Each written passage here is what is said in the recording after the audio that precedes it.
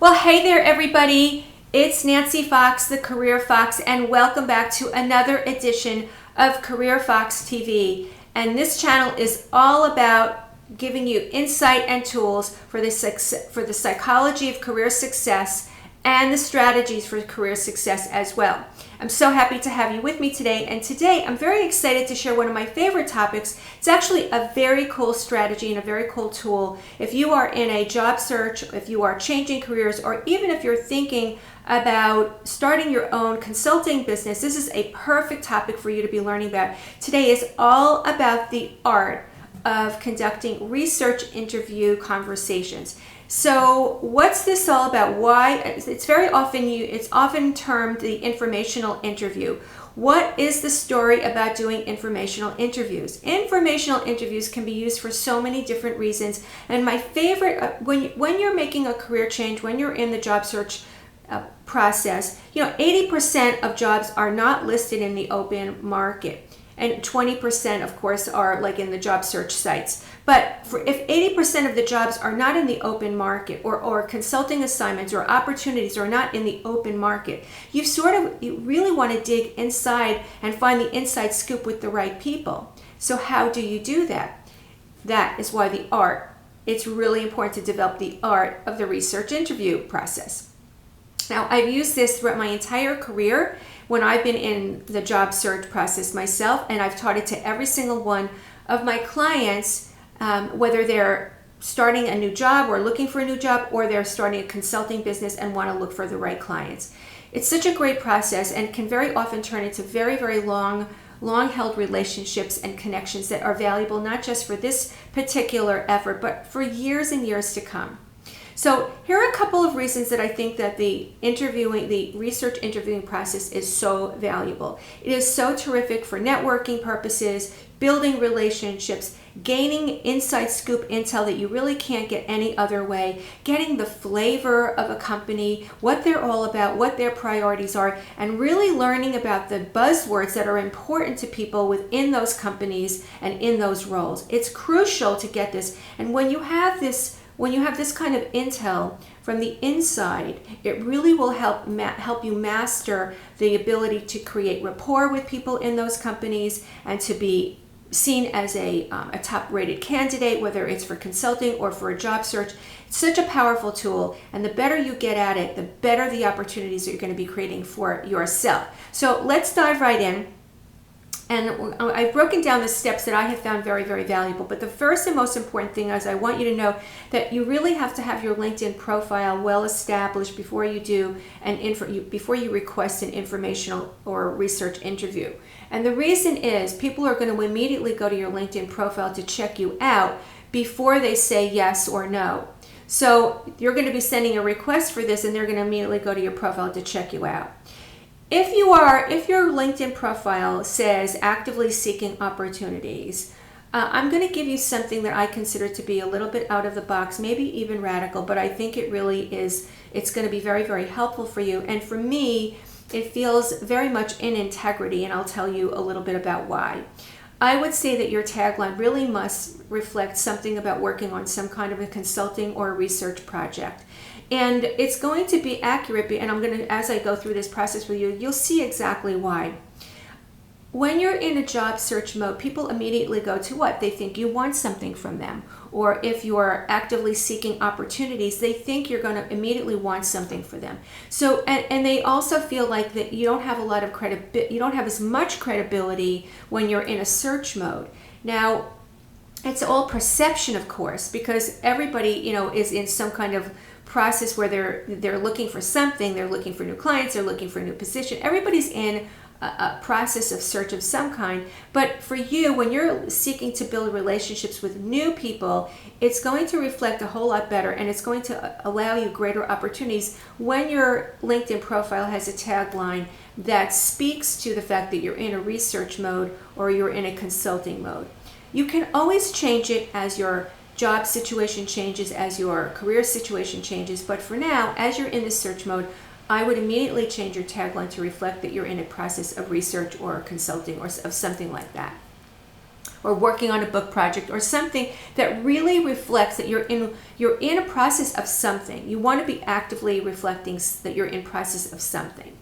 Okay, so let me walk you through the process. I want to let you know the very first step is the who, and what I mean by who is you want to be focused on the right target companies. You don't want to be doing this willy-nilly. You want to be very clear about who the companies are that you want to be addressing and who you want to be speaking to within those companies. The closer you are to learning directly from the people in the companies you want to work with or that you want to be working for, the better it will be in terms of gaining the right intel for you. So you want them to match as closely as possible. So this week, I actually launched a new freebie for you, and it's the Prosperous Career Action Plan, right? And it's a very full, very well mapped out 6-step process for you to use when you're developing your really full-blown career action plan. And the clearer you are about your career plans, obviously the better you're going to be in achieving those goals. And one of the key steps in that process is for you to identify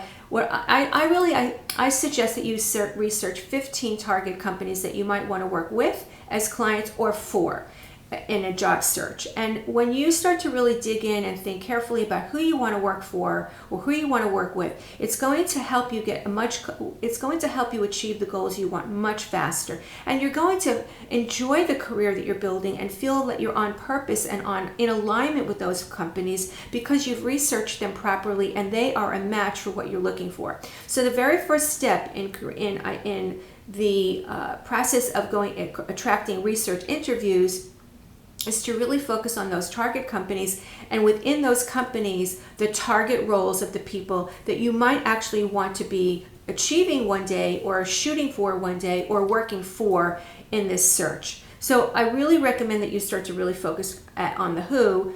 Begin right away with a very targeted approach. If you start to do this very shotgun, you're going to waste a lot of time, and you won't really get the intel that you really need that's going to truly reflect how you want to approach your search or your career development. Okay, that's step number 1. Step number 2 is the outreach. And this is the one where people get hives from. So first of all, breathe. It's all going to work out. I know it feels a little uncomfortable in the beginning to reach out to people that you don't know. Now, in the outreach, you might be reaching out to people that you do know, in fact, or they're actually in your connection base in LinkedIn. That's great, but maybe you haven't spoken to them in a while, or maybe you've never spoken with them. So there's this a little bit of the blind factor involved, and I know it's uncomfortable, but I'm going to help you overcome it really fast with one word. The way to overcome all of this uncomfortability is curiosity. When you come from a state of curiosity, all of the fear will go away. When you start to really focus on being curious and learning about the companies and learning about the people, you're focused on them and not about you. So immediately come from a place of curiosity and interest in them, and your fear level will plummet. I promise this to you because I've taught this to every one of my clients and they say that it really works. It really eliminates a lot of the butterflies when you're curious about and being excited about learning about people and learning about the companies and the people that you might ultimately be interviewing with or trying to attract into your client base. It's very, very exciting, and you start to be really excited about learning. The learning and the curiosity take a lot of the fear away.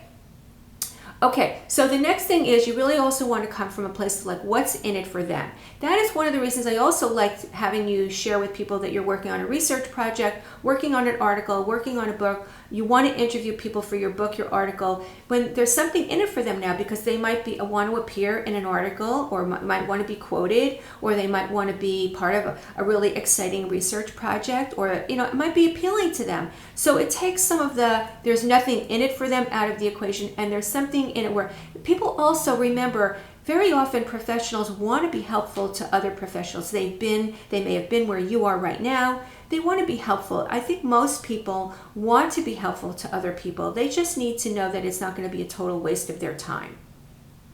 So you want to come from what's in it for them.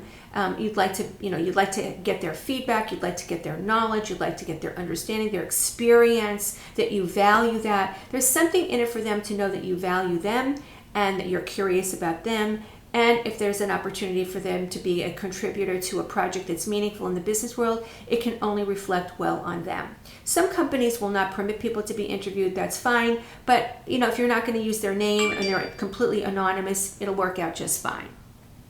Okay, third step is, so then you really want to get a list of questions for this outreach. And by the way, I'm going to be offering a template for all of the questions that you could be asking people, a list of them, like a menu of questions that you can tweak to your industry, to the roles. And so I'll be offering that to you. All you have to do is leave me a comment in the comment box, and I will be reaching out and sending you, I'll teach you exactly how you're going to access the information, and you'll get a free copy of that as well. I love giving that template out to people because a lot of times we just need the kickstart for what to say to people and what to ask them. So it's a really great list, it's a great menu, and people have told me, and a lot of times my own students have sort of tweaked it and they've added their own questions in, and I add that to lists, so you're going to be able to benefit from their experience as well. Okay, so the other thing you want to make very sure is you tell people that you're going to be very, very brief, 15 minutes max, and you really got to respect their time. When they know, most people will give you 15 minutes. When it gets to be 20 minutes, half an hour, they might decide to do it once they get talking to you, but tell them that you're going to be very cognizant of their respectful of their time, that you're not going to abuse it, and that you're going to make it 15 minutes or less. And so you want to be very, very succinct in your question asking, and you want to be very clear with people that you're not asking them for a job and you're not asking them for business. This is all about you're just getting information. Be very, very clear about that you're not asking them for a referral or anything like that. If you do that, you're going to lose the opportunity, and you'll also lose your credibility. Okay, so that is the outreach part of it. And once the nervousness about that is over with, then it gets to be sort of fun. You want to make sure that you set up a convenient time and make it easy for them. Use Calendly or any kind of scheduler so that you can send them a little link, they can pick their time, or you can set it up for them and send them a calendar invitation. And then you're both going to have that mutually agreed upon time in your calendars. And you want to also establish whether this is going to take place on phone or Zoom, and make it convenient for them. Ask them what their preference is, and make it really, really easy for them. If you do it on Zoom, make sure check your technology out before you get on the call. Same thing with the phone. Don't make it where the internet is really a problem. Don't waste their time because they've blocked out some time for you. So you want to be really, really respectful. And by the way, some people have also told me that they have pre-submitted the questions for people to make them so that they're prepared, and make it a very brief list of questions, no more than 5 to 10, so that they know that you're really going to be your word about being respectful of the time. Okay, the fourth step is the probing questions, right? And I want to dig in a little bit more about this. You're going to be asking questions that can't be one-word answers. And the reason is you really want to dig into their thinking and to their experience and to their feeling state and their perception state. So one-word answers won't help you. You want to have probing questions all mapped out so that you're going to be able to dig in there with people.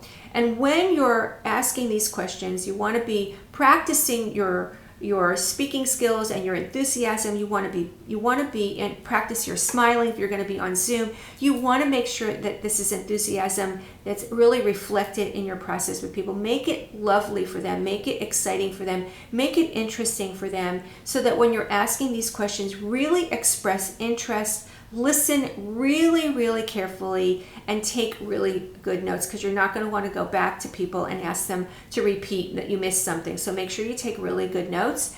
And I want you to make really sure this is really highlight. If I could have a highlighter, I'm underscoring this. Make sure that you write down their exact verbiage, because when you hear their exact words, you're going to be able to use these exact words when you're answering a question in an interview. You can use their verbiage is part of the company lingo. It's their buzzwords, right? You want to know them, and when you know the exact company buzzwords, it matters, and it's going to ring in for people, whether you're in an interview or when you're in a pitch meeting with a potential client. It matters. So or even if you're using it in marketing materials, in your resume, I mean, you really want to make sure that you pay very close attention to the exact words that people are using, because you'll come off a lot more knowledgeable. And when it's almost like that mirroring effect, when you're using their exact words, they're going to hear themselves in you, and that click factor kicks in. Okay, and then the last step is, of course, thanking people for their time. Send them a thank you note for sure. Thank them at the end profusely tell them one thing that you've learned out of listening to them that was so insightful, so that they know they've made a difference. And thank them, graciously. Send them a very brief thank you note. Ask them if it's okay to stay connected, and ask them if there's anybody else that they think that you should be connected with, so that you can then, maybe they'd even be willing to make an introduction for you. A warm introduction is so valuable. Ask them if there's anybody that they think would be really beneficial for you to speak with. And then if they say yes, as a matter of fact, ask them if they would mind making a warm introduction. If it's possible, no problem if they don't. But just, let them know that you would love to know if they have any other suggestions, and that you're so incredibly grateful, and that you'd love to keep the connection going as you move forward in your process. And of course, one other thing that I think is always really helpful is, you're going to be doing an awful lot of networking going forward. Tell people that you'd be happy to connect them with people as you meet them, because listen, everybody wants to meet great connections. No matter how many great connections you have, it never hurts to have another great connection, because you never know who's going to open up the next opportunity for you, and you never know when you're going to need that. So it's a great opportunity for you to keep the connection going, and to build a relationship, to build that warm connection, and also your own credibility at the same time. All right, so those are the 5 steps into creating the art of the research interview process. It's very, very beneficial. My ideal is I suggest that you do at least 10 and keep the process going. Be consistent with it. You will be amazed what you learn. You'll be amazed at how much better you feel about yourself in your search process, in your business development process. It gives you so much credibility. You feel so much more knowledgeable. It builds your network. You're going to love this process, and the more you do it, the more comfortable it's going to feel for you.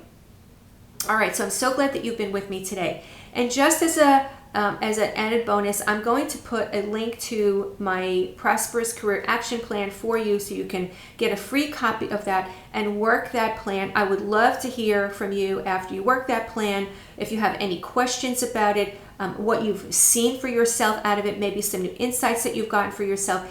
And I'd love to hear from you what you want to be learning about on this channel.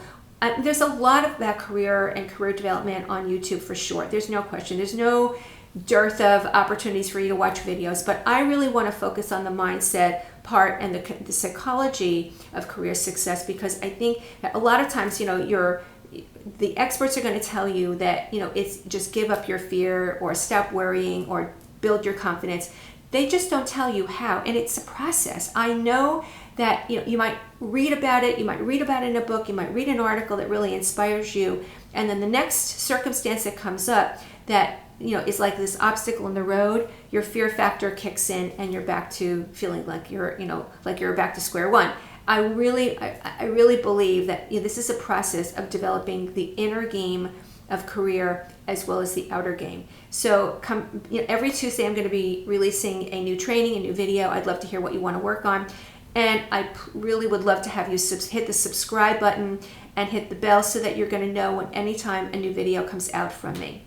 All right, you guys, it's been great being with you. I can't wait to hear your comments, and definitely let me know what you want to be learning about.